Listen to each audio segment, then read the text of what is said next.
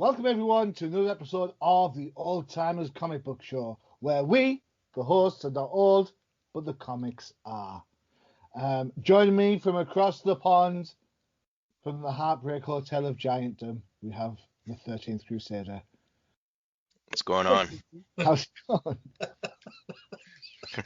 going? I got a request in from somebody today that said, is the 13th Crusader called that because that's how many games the Giants are going to lose this season? I was like, quite possibly. And funny enough, because it might take that many wins to win a division. Wouldn't it be something? You win a division with 3 or 4 wins and end up winning it all? There's always hope. Do you know what?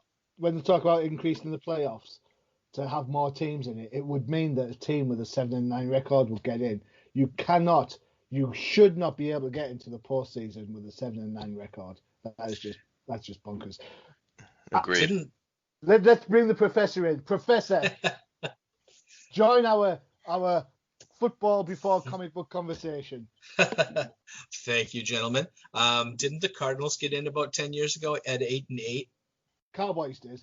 Cowboys, okay. Aikman's last season, they got in as an 8-8 team, and then crashed out in the wild card stage. So you got to question yourself, what's the point? You know, if you're 8-8, you know, it's not like, you know, it's not like baseball where it's kind of like you've got more than, you know, you go into the pro season in baseball, it's a 5-game series, and then a 7. So you've got opportunities to get your starting rotation sorted. In football, it's one and done, isn't it? For sure, yeah. And if you've lost 8 times out of 16, you're not that good at getting it done in one. Well, I think, you know, with the season of COVID, I think anything can happen. I think a 7-9 record could possibly get in.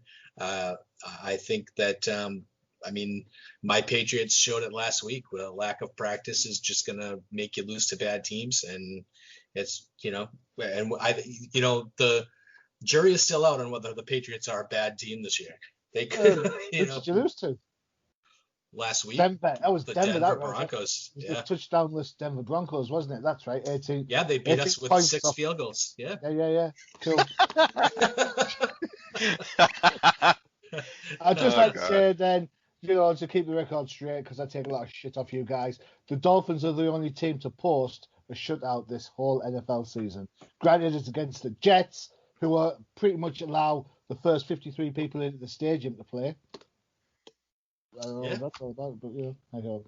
Anyway, enough about football, because when this goes live, everyone will be saying, what's he talking about? This happened weeks ago. That's right, it did. Yeah. What can I say? We could do tune into the Old Timers football show. Yeah, we should do one of those. Hell yeah. Anyway, we're here again to talk about some classic comic books. We spent some time looking at the big 2 predominantly. Now we're taking a walk on the indie side. It's got to be honest, it has been fraughtful and frightful for some. Yeah, some people just don't like indie books. Some people don't like Marvel books. Some people don't like DC books. You know, if they don't like any of them, then they just don't like comics, pretty much, because that covers the whole basis.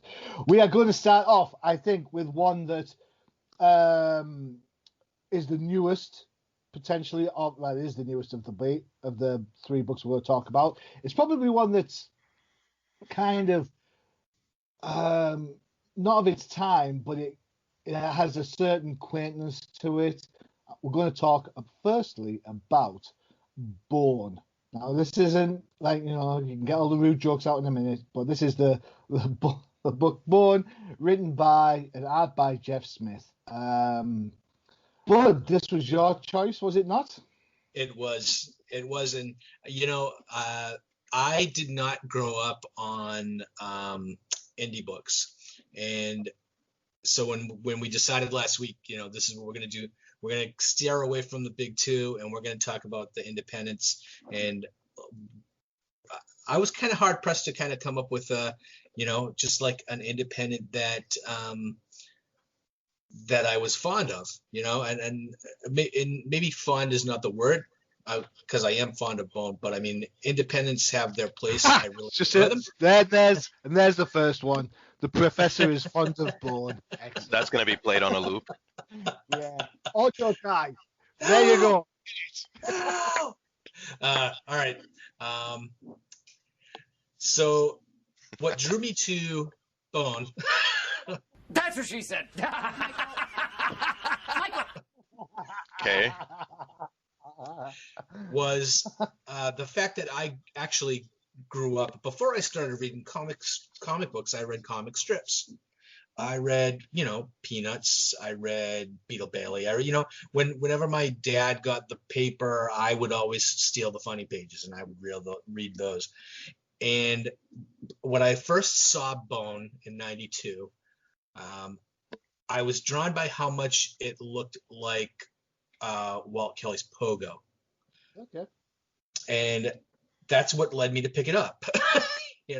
I was like, wow, this looks cartoony. It looks like it could be funny. It looks like it could be something comic strippy, but in a comic book format. So which is why I bought it. What it turned out to be was kind of like a mishmash of comic book, comic strip, Lord of the Rings, and just a bunch of other little stuff that just made me really enjoy it. The fact that it had a beginning, a middle, and an end, it was it was a storyline throughout. It had a couple of some really good things going on in the book as far as like long-term story arcs, but also contained in 3 or 4 issue storylines. It starts out with you meet the 3 main characters. You have Phone Bone, Phony Bone, and Smiley Bone, and then Phone quickly gets separated from the other 2 and ends up on his little adventure through what they call the Valley, and then he's being chased by these monsters, which are actually there for comedic purposes because the monsters are actually quite funny, and yeah, and it's kind of like an episodic, kind of like cliffhanger ending to next month. I really kind of enjoyed the book just because first of all, it's totally different from the superhero books that I'm used to. But it really kind of drew me back to those days when I would steal my grandfather's newspaper and kind of catch up on, those one-line gag type issues. So, I mean, I don't want to. I want to spend. I think we're going to spend way more time on you guys' picks. But no, I think this choice from you is absolutely. I think it's inspired. I think Born was one of the books that I think helped legitimize a lot of independent books. Well, let me say that too because he self-published the first several issues and then jumped to Image, right? Yeah. So, but then he jumped back, like he left Image and went back to publish the rest of it on his own.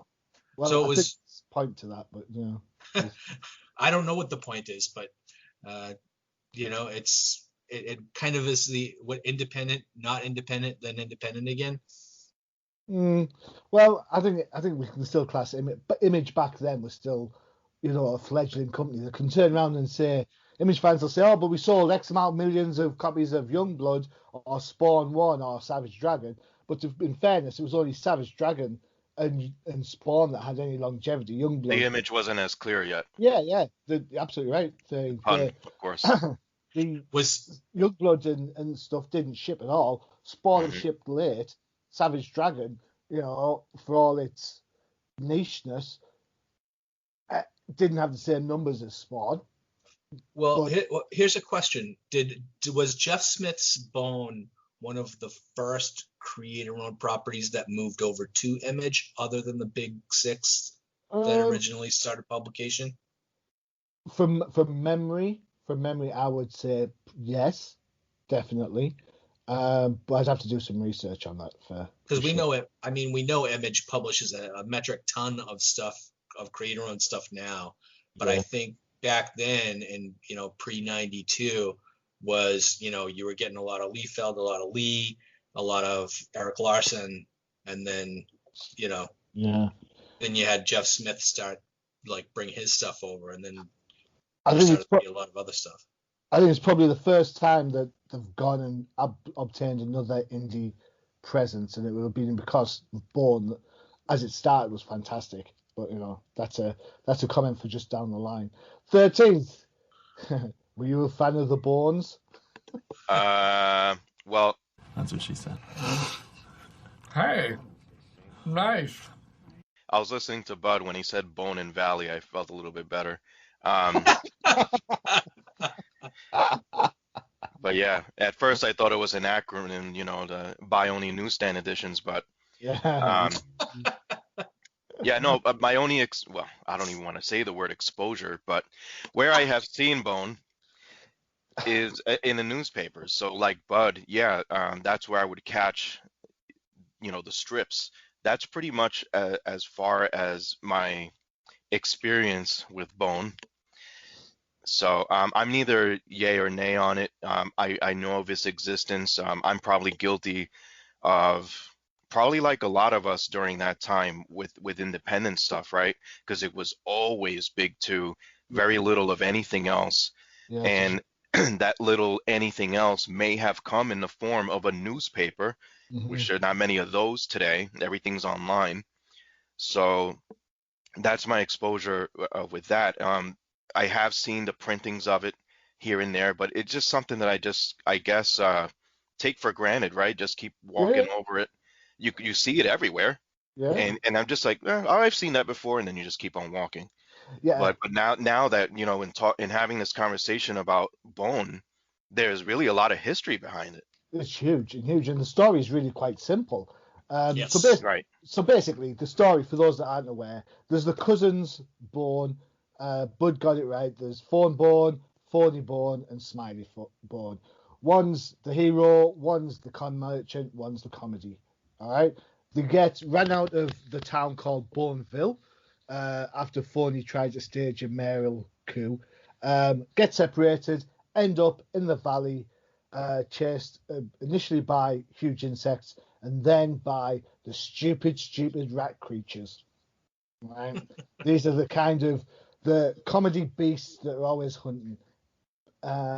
Particular key point in one issue is that Thornborn's being chased by the creatures. He comes to the edge of a cliff. He jumps off the cliff to hang precariously on one of those stick tree roots that always seem to hang out of cliffs, right? And his thought bubble says, they'd have to be pretty stupid to follow me down here. The next panel is Bourne hanging from the said vine or root with two rat creatures also perched on top like cats, and him going, stupid rat creatures! And that's kind of like the running gag through it all. There is a little bit of Lord of the Rings in there because you've got the young girl Thorn, who Bourne takes a fancy to, her mysterious grandma, and of course a range of dragons that appear willy-nilly throughout the series. So you know what? There's a lot going on for what looks like a simple comic strip, and I totally agree. It has that element. For me, I lost interest when they joined Image. Really? I liked it when it was black and white. I didn't when it started going color. I was like, it just looks a little bit too mainstream now. And once you dealt with the big arc, which was the whole Who is Thorn stuff, some of the littler arcs just weren't as funny. But honest to God, those first 10, 15 issues are probably the funniest book that I read back then. Well, I can tell you that I got the big omnibus book that came out. It's all black and white. It was all in black and white. Sweet. So you can go back and get those issues, and they're not colored. So if that might increase the satisfaction level for you, cool. You go back and read it. I'll go with that. Prices. So I did some research. This is again from a site that we're not going to advertise because they make more money than we do. For a 7th printing of the very first issue, it's going for 20 whole English pounds. That's the 7th printing. Really? I also managed to find a job lot of 13 issues, including 1 to 8, 10, 12, 13 and a special for £18. So the market for Bone is quite fluctuating, I guess. And I think that's a recurring theme for the books we've talked about. Some of them aren't probably the most well known in the grand scheme of things, but I think if you're looking for a slice of the pie to what indie can offer you, I think Bone is probably a fair shout. Do you agree with that? 13?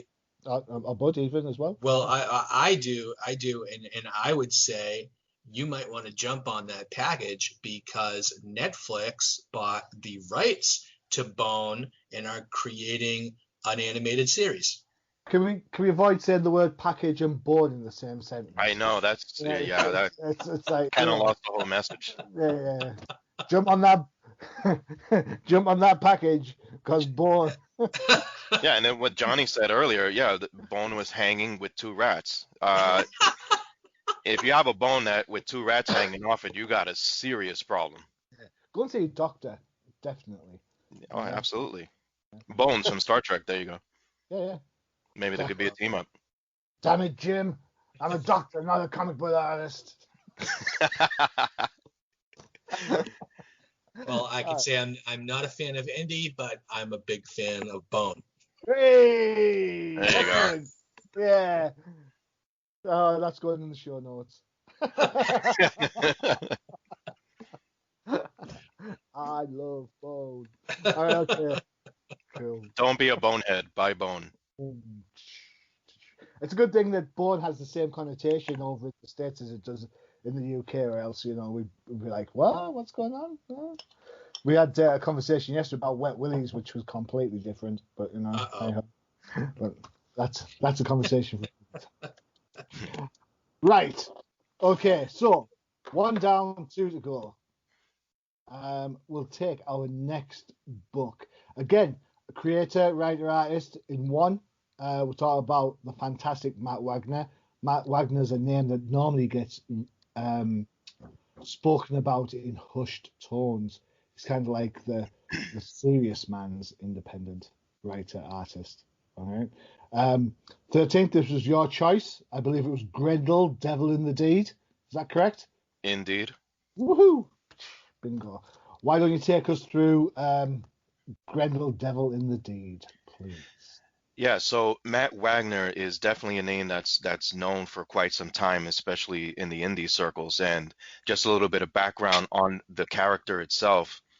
Matt Wagner claims to have attended a college lecture where Vincent Price was there giving a lecture. And Vincent Price, we all know, is probably one of the greatest on-screen villain actors of all time. And he was talking about the importance of villains in literature or anything for that matter. And I guess that kind of resonated with Matt Wagner. And at that time, villains, again, most people knew for comic books, big two. We back then, maybe Doctor Doom had a one shot or another issue. They tried with putting villains out. Joker had a kind of mini series, if you will. Yeah. But it never stuck, right?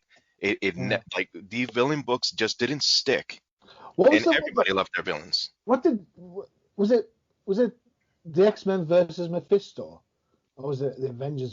Mephisto versus. Yeah. But that came after Grendel. Yeah. I agreed. I'm just saying from a villain point of view. Right. I can't think of that many villain-inspired books. Exactly. No matter how many times DC try and foist a Bane book on us. Right. So here comes Matt Wagner saying, look, Vincent Price is right. I have an idea. I'm going to create a character. And at the end of the day, he's literally kind of a counter Batman. Mm-hmm. If you want to look at it that way. So he's doing this with Comico. Comico Primer #2 is where you'll find the first appearance of Grendel. It is not an easy book to find. And even if you do find it, I urge you to really do your research and make sure you don't overspend on that. It is not an easy book to find, and 9 out of 10 times, if not 10, they're always going to be slabbed. So if you're into that, that's great. If you're not and you're trying to find an unslabbed copy, good luck. It is very hard to find.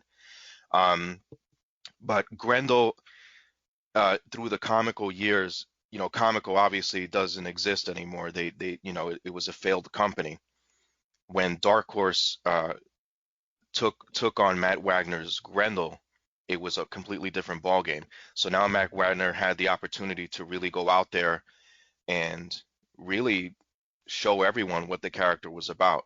But nonetheless, Devil by the Deed, for anyone who's looking to get into this character, I think is a great entry point. So you get the ironic thing with this is that these were like a collection that first appeared piece by piece in the back issues of Mage, which is an old comical series. You can look that up. But yeah, so The Devil by the Deed, great story. Shows you the life of Hunter Rose, who had a warped childhood, grows up to become a best-selling author. But the most important thing is this guy was all about crime, to the point where he would go and kill other criminals. So kind of like, how do you view this guy? It's all with this story, it's all about the perspective. Are you on board with him? Are you okay with him going and getting rid of all these other gangs? Or are you looking at it from the perspective of, man, this guy is so bad. He's like, you know what? If you're going to do something right, do it yourself. But that doing something right is wrong. You know what I mean? So the costume of Grendel is so simple, and the way that the character Matt Wagner, I love his art with this series, and Grendel has a very sleek look as far as his costume, but as Hunter Rose, he's very debonair, very charming, kind of like a Bruce Wayne type, but with very malicious intentions. So pretty much Devil by the Deed is where you get the antagonist is the protagonist, and the protagonist is the antagonist in Argent. Argent is a wolf-like creature who is really a good guy, but he just has bad luck. This, like, everything that could go wrong goes wrong for this guy. So it's just pretty much an upside down world as far as the crime and their sense of justice in this book. What I do like, though, is that it does take place in New York City. So I thought that was cool. I'm not trying to compare it to Batman, but Batman has a city, Gotham, it's a dark city. But what I do like with Grendel is that they do show kind of a dark New York City background that just fits with this character and the crime and the type of, even the way they talk in other Grendel books. So I'm not just talking about Devil by the Deed, but also other Grendel books. Devil by the Deed, again, is a great entry point. It shows you pretty much the life and times of Hunter Rose beginning to end. But the other Grendel series that came after explores the in-between with more detail, stronger art, simple colors, red, white, and black. And I think that it says something. Sometimes less is more. Less is definitely more. Good call. I like that. We almost had a cat called Grendel. Well, my brother almost had a cat called Grendel, but he ended up calling it Chewy instead because it was hairy. Pointless little anecdote. But when you had a look at this book, because you are a self-confessed non-strong indie reader, how did it feel for you looking at this book, especially Devil in the Deed, where the format is so dramatically different to what you'd expect in a comic?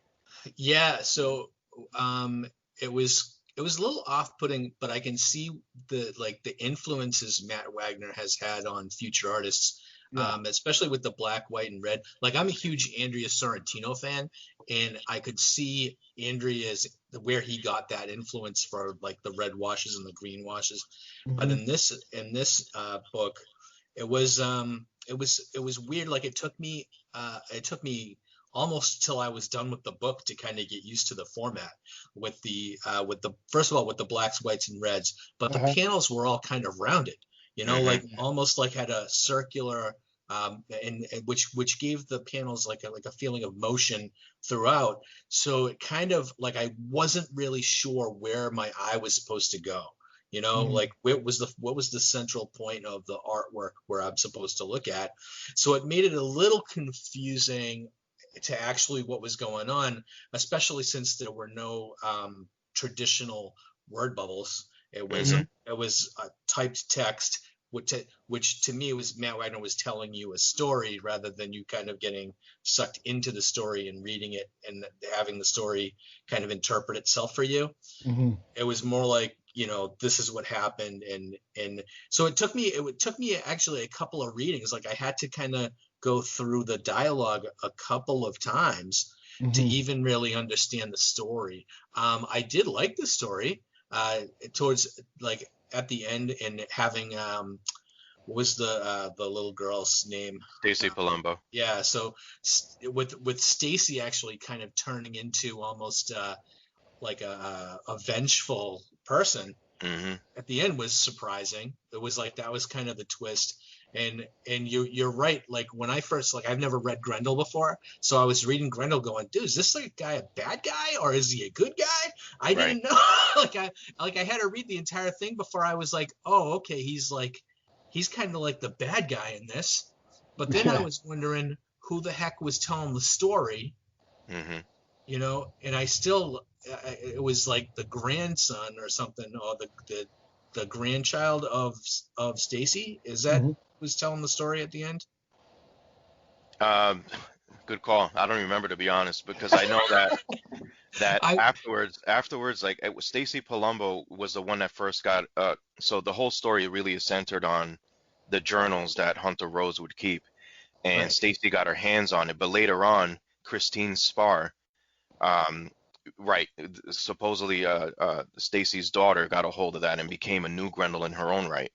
Now So that is kind of what I thought, was that there was a right. new Grendel and that they were telling a story about the previous Grendel. And then another must read for you guys out there is The Devil's Child, which is, you could pretty much read that after this one, and it is definitely for mature readers. It's a very dark twist of what you just read in Devil by the Deed. And again, like future stories with Grendel, the Hunter Rose version of it, it's like they're going back and picking like taking a few pages of what you just read and really deep diving into that, into the world of Hunter Rose, which is, it just gets sicker and sicker through time. But this is where it pretty much, again, a very strong entry point for people that don't know much about Grendel. There was another piece of the artwork that was kind of like I thought was cool after I figured out what it was, but there was these little rectangular red and gray in between the panels, and then like by the time I got to like page 6 or 7, I realized that was supposed to be like tape, and Hmm. like it was like someone taping up the Correct. pictures Right. and Like a informing the scrapbook. story. Yeah. Right. So I actually thought, like, by the time I got to like page 6 or 7 and figured it out, I was like, oh, that's actually a pretty cool storytelling device. So it's almost like someone is taking like photographs and like pinning them up in the order that you're supposed to be looking at them in. And And I thought that was pretty cool. And that was you know, it when I kind of, like I said, like with the artwork and in the where they put the captions so that you read the stories was jarring to me at first. By the end of it, I was kind of buying into it at the end of the story. So too yep. bad it took me 40 pages to get into it. Yeah, it is. You got to be committed to it. But I think the works that certainly came after it definitely helps you see this book better. So there's a lot of works out there by Wagner, Grendel, Red, White, and Black, or Black, White, and Red. I just mentioned The Devil's Child. War Child, gets a little more deeper dive into what Grendel really is. I will say real quick that my first introduction to Grendel was when he teamed up with Batman in the 90s. Yeah. And for myself and probably a lot of my friends, that was probably the only time they could ever remember, oh yeah, that's that guy that teamed up with Batman. But I guess, and Grendel had already existed, but when you see him come out with Batman, you're like, who? Yeah. And he's been out, and sometimes it's sad, I guess, in a way where you do have an interaction with the big two as a team up, it's sad, but I guess it can kind of help because I would never have known about Grendel. And I started appreciating Grendel a lot more as through the years. I definitely think you've made a point that some of these indie characters have been around for ages. Hmm. Grendel had been around. You're absolutely right for for absolutely zonks before the whole Batman Grendel Right. crossover came, the two-parter in kind of like a prestige format type book. Right. I had a signed copy by Matt Wagner, which I gave to my brother for his Christmas box. My brother's a huge Matt Wagner fan. Mhm. And you're right, that was a lot of people's first introduction to the character, but that character had been around for ages. So you kind of got to think to ourselves, back then, readers were very much entrenched with the big two. Right. You know, you've got like, I don't know, you've got Death Suit Man, Nightfall, you've got all the X stuff that was going on, you've got the Spider-Man stuff that was going on. Comics were going through a massive resurgence and popularity through the speculators, and by virtue of that, some of the more organic, creative, definitely independent books were kind of forgotten about a little bit. It wasn't until companies like Dark Horse were doing Dark Horse Presents, where you get to see like little snippets, like an anthology, you know, because you look back at Dark Horse when they started, other than Aliens versus Predator, they didn't really have much. They were doing things like Concrete. Right. It was so different back then Yeah. for Dark Horse. It's not even funny. Yeah, Dark Horse now, they've got to be at the lower end of the budget market now. When you think about when or in the indie market even, because you've got to think, you've got Valiant that is still there, you've got Vault Comics, you've got Mad Comics, you've got Mad Cave, sorry, you've got Zenoscope. Regardless what you think about Zenoscope, and I'm super critical on them, they stick to their business model and they sell books. Hmm. I feel like Dark Horse now is hanging on more to their Black Hammer stuff, that universe. It's got to be. And of course, so much of that is entrenched with Justice Society as well as the Justice League team. Another team up, exactly. Yeah, exactly. For me, I'm not. I like the aesthetic of this book because it shows you how, very much the same way Bone did, it shows you how different an independent book could be. It's not a case of, you buy, I say this to Bud all the time, you pick up a Marvel book nowadays, and you read it, and it's all like, oh yeah, there's always the funny one, there's always the serious one. You can interchange the characters and nothing would change in the story. Right? It's very formulaic. With indies though, there's no rule, there's no set guidelines. It's open the book. Anything goes. Yeah. It's like, don't dip your toe in the water, jump in, get your suit wet. That's what an indie book should be like. And for this one, Devil by the Deed, that's exactly what you need to do. It's not something you can read just cursory over while you're trying to not watch the TV or whatever. You've got to sit down, you've got to concentrate on this stuff. And if you put the effort in, you get a really good story. If you don't put the effort in, you think, who's this Batman stroke Daredevil dude? And that's what you get away from. Matt Wagner, I think I saw him on Legends of the Dark Knight. I think he did Faces, but I'd have to take a guess at that. So I like his work a lot. I've not read a lot of Grendel, so it was good fun going back and reading this. I managed to grab a graphic with loads of different things in, so it's interesting to go back and see the different styles. Tim Sale does some stuff later on, which I really like. I really like Tim Sale's work. So I really think this character is severely underrated. And I think that if you have the chance to read more of the Grendel collection, you'll get a better appreciation of the character. I could easily see this as a very strong kind of show someday. You know what I mean? Where you have a villain who's running a criminal empire, but this is different. This is very different. So where again, he's loaded with money, he's a successful guy, business guy, but he knows how to run a business, and then he's the enforcer. He's the kingpin, he's the enforcer, he's the assassin, and he's super smart. And I think that's the one thing that I really gravitated to with Grendel with the Batman team up. It's like, wow, these are literally two worlds colliding. And that cover by Matt Wagner was absolutely awesome. Beast knees. Oh yeah. So, that's the kind of world of Grendels. So if you're walking out there and you see these Grendels, most of them are very cheap to get. This is absolutely right. I was just about to bring this up. If you're looking for Devil in the Deed, again, off a certain bidding site, there's a Dark Horse version of this book. Hmm. It's retailing at £2.99, so that's just cover price. Cover Hmm. price. If you're looking for the comical version, it can be Yep. anywhere from up to £10 and above. All right. Mhm. So what's that? So $6 and $14. It's not an expensive book if you can find it, and you've got to bear in mind, as you said, that comical one's going to be. The comical primer too. That's Yeah. that's where you spend the money if you're really into this character.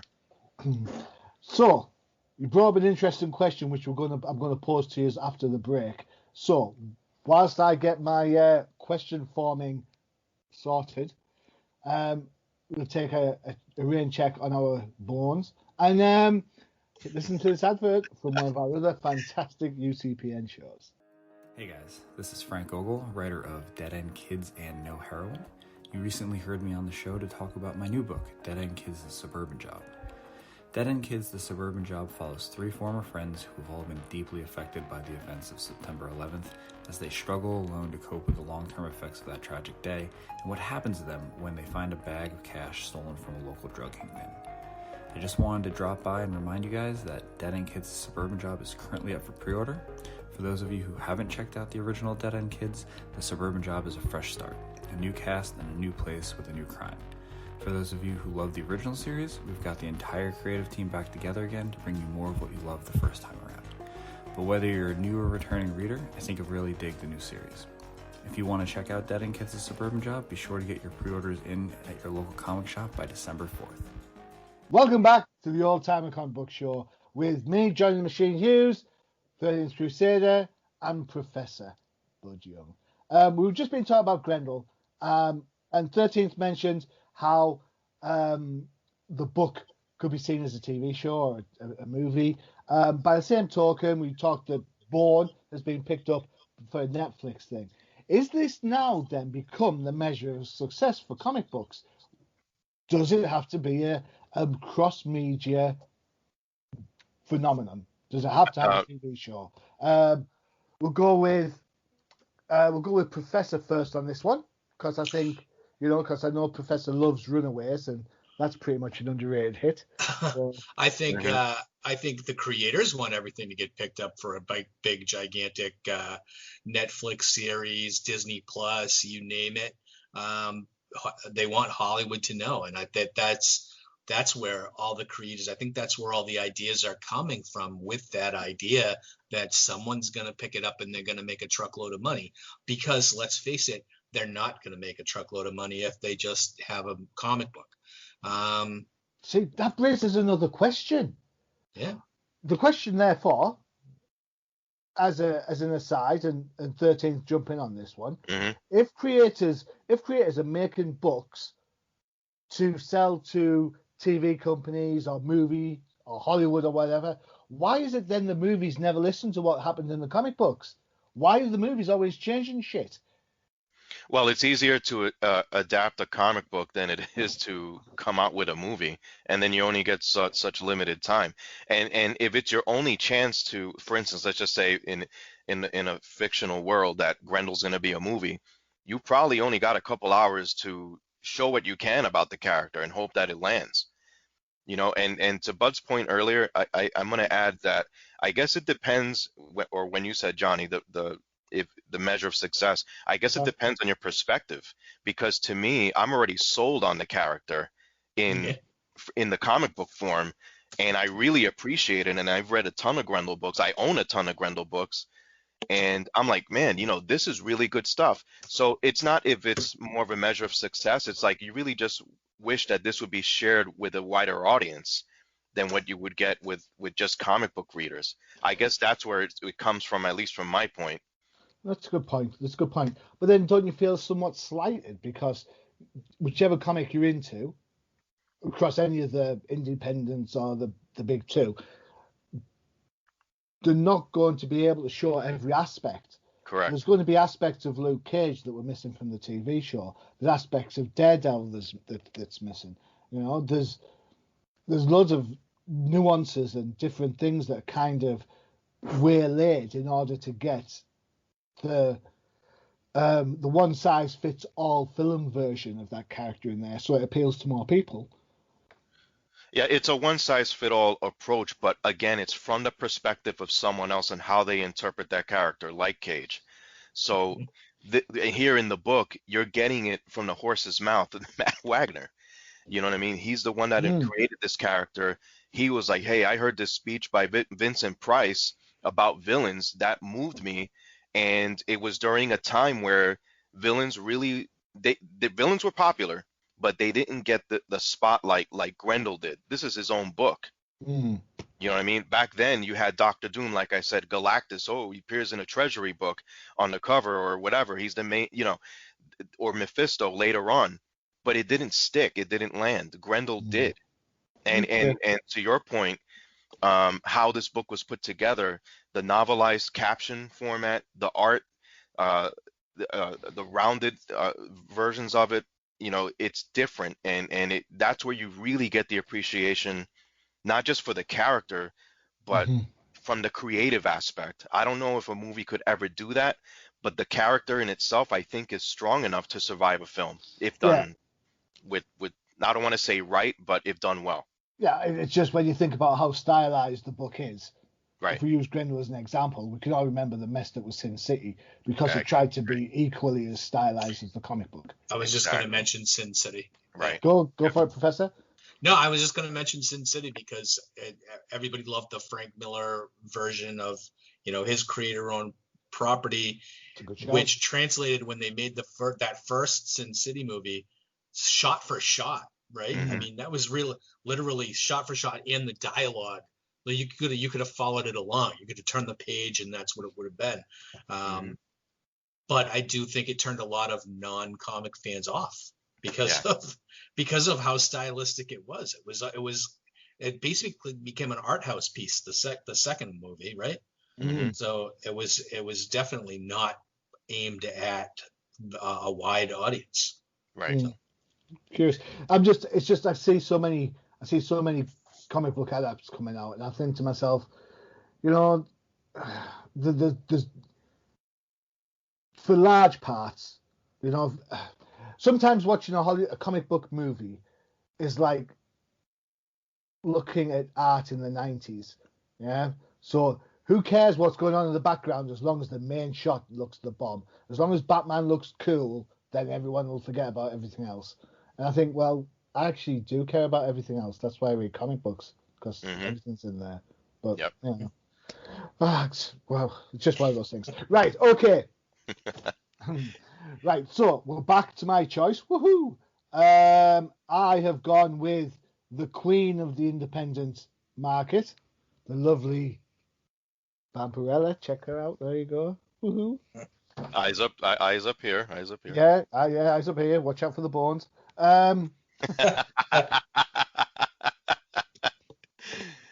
gone all the way back. So when I'm talking about Vampirella, I'm talking about Vampirella #1 from Warren Publishing. All right, so that's way back when. All right, so the first one, it's created by Forrest J. Ackerman and Tom Sutton. You guys have had a chance to look at this. Who was it said they'd never read a Vampy book in the past? Was it? I have never read a Vampirella book either. So it's just me then. This is my first time. Yeah. Was it good for you? Well, I'm not going to say it sucked. All right. Oh, no. See? Come on, man. You're talking to the pun master here. Don't take it in vain. Anyways. Oh, no. You have failed to tickle my funny bone. I did not find that humorous. Oh, Jesus Christ. We are definitely going there. And this is when listeners stop listening. Great, cool, thanks. All right, who wants to start us off then with this? I think you should start off. It's your pick. No. Yeah. Okay. Well, anything. Look, so what I'm going to say about it is, I know now. Correct me if I'm wrong, because I was reading what the omnibus or whatever that you sent me. So the first issue was like 3 stories. It was like a couple of short ones, and then the big Archie Goodwin story. Correct? Yep. As far as yeah. Okay. So the first story was more of an origin story, right? Like the from the planet was it Draculon? Draculon. All right, so yeah, planet Draculon, and then how she left Draculon and came to Earth, right? Yep. So that story was weird, right? Because I didn't know Vampirella was an alien. You know, I was like, oh, okay. First page was a surprise, and then the second story was more of that was kind of fluff, right? I mean, that was like the Halloween costume contest, right? Yeah. And then then we get into the Archie Goodwin story, and that was really the one that impressed me a little bit, because it was more of a solid story that showed who she was as a character, Right. and put her into the situation that she was in, as far as the satanic worshiping cult or whatever it was that she ended up having to fight. And I actually thought that, you know, that was the first exposure. Like the first 2 stories, I was like, take it or leave it. And then the third, that Archie Goodwin story, really kind of, it resonated 70s Marvel to me. Yeah. With the bathing suit wearing main character. So I enjoyed it. You know, I liked the black and white. I like the I think that's probably the best translation of her as a character. Okay. For my first exposure to her, you know, I did enjoy the black and white kind of things. I think it allows me to use my imagination more as to how things really did end up looking. Yeah, I mean, it made me want to read the next story. So. Yeah, I enjoyed the initial exposure. So thank you for recommending. Oh, you're welcome.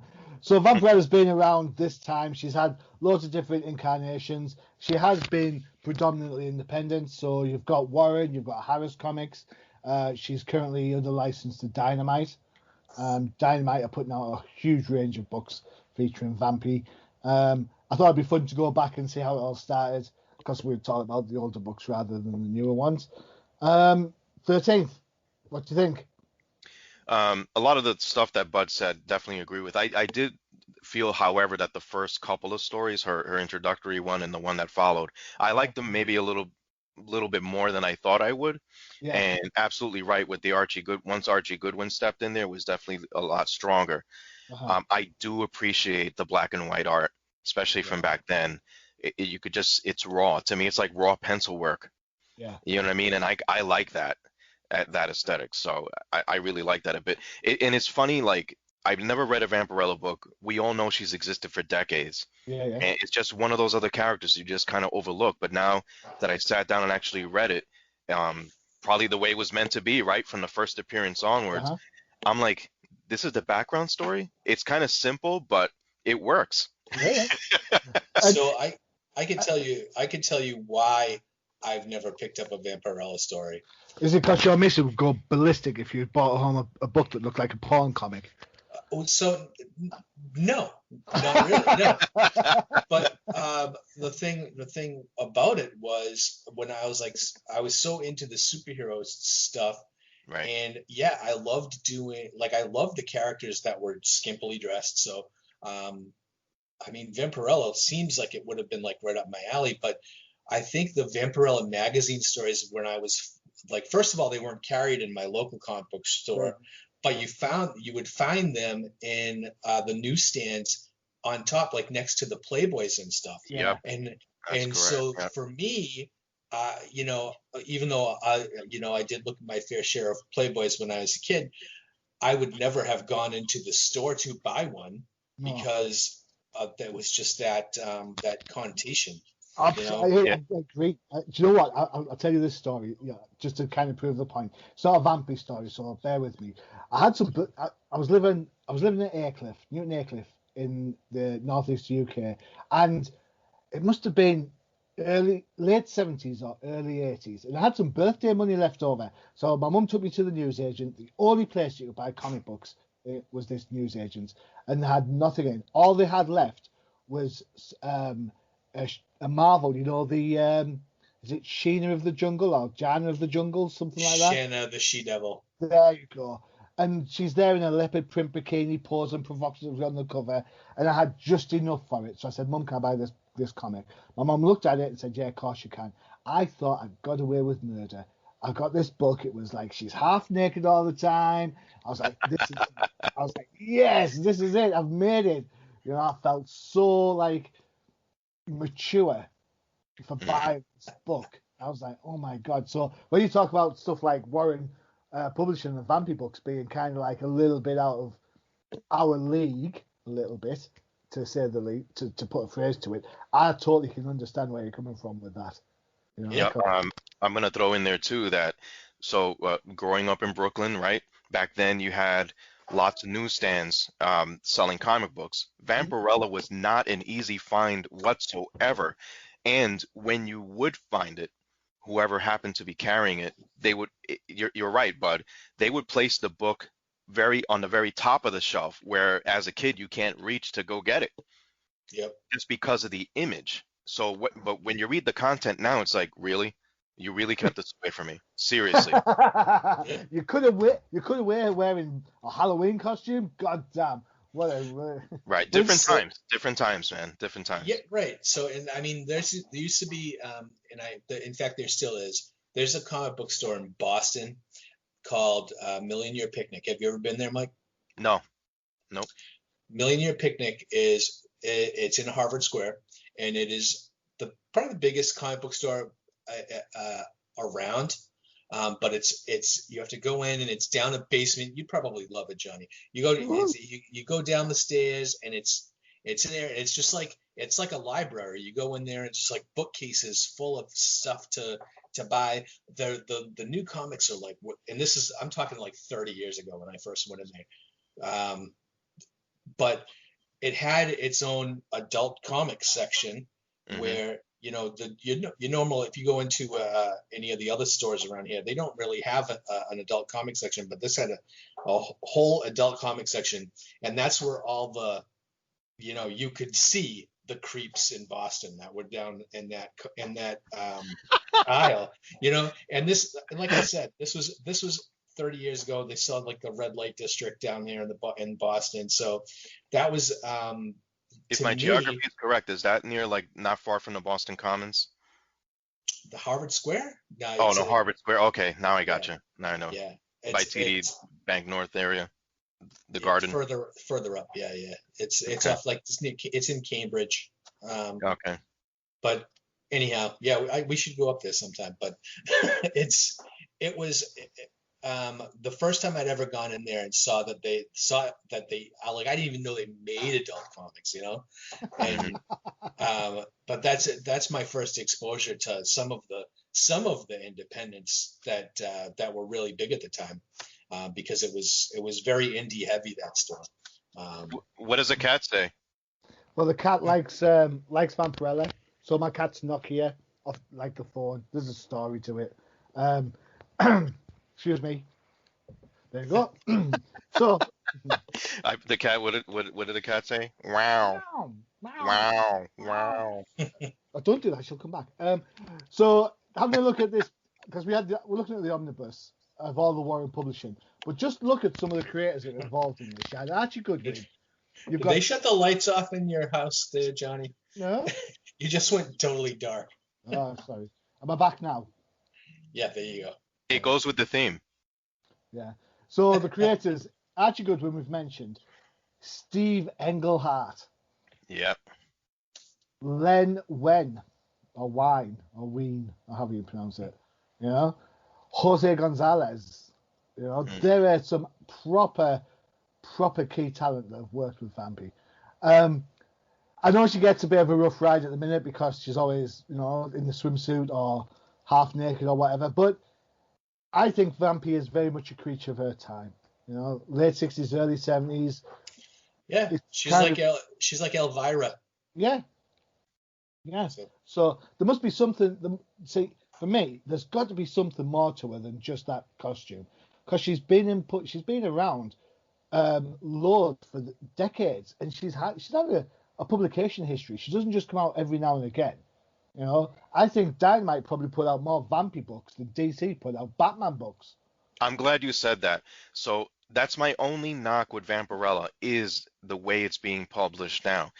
Every few months there seems to be a new number one, and how many different entry points are being offered for them trying to get people on board with the character. I guess it's good and it's also bad. So for me that turned me off. Like, what volume do I get to really understand the character? This is a really great question. It goes back. We talked about Dark Horse earlier. It goes back to the Dark Horse model of independent comic publishing. Yeah. Rather than have an ongoing series and then end up with issue whatever, 47 or 57 or 67 or whatever, every story, every arc has a set number of issues. So 1 through 6, story's done. Then the next Vampirella versus the Evil Dead, boof, issues 1 to 6, done. So you know that the next number one is going to be the start of a new storyline rather than an ongoing element. Mm-hmm. Does that make it confusing? Yeah, it totally does. It totally does. And I get that.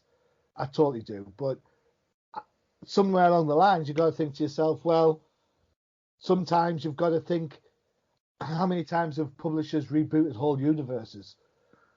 Doesn't stop Batman selling, right? No.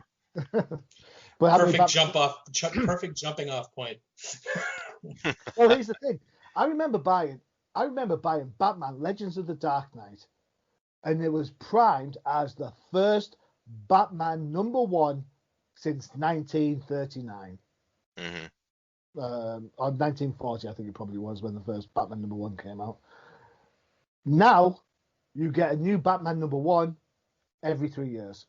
Well, let's not forget Shadow of the Bat was thrown in there too, and he was like, okay, we got Detective Batman, Shadow, and Legends, fantastic. Now it's like, okay, along with one-shot specials and cameos and other titles. But so for me, to answer your question, I guess if you're a Vampy fan, you're going to buy the books.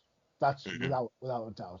However, if you, like me, are a Vampy fan and you don't have a great amount of spare cash, I tend to look at the creators. I want to know who's doing what, and if it's somebody I like, then I'm going to pick up the book. We recently on Flipside looked at the new one shot that came out, which is priming a new series coming out in the new year, and it was great. Sorry, but I spoke over you. Go. Yeah, no, that's okay. So I'm looking at Vampirella and other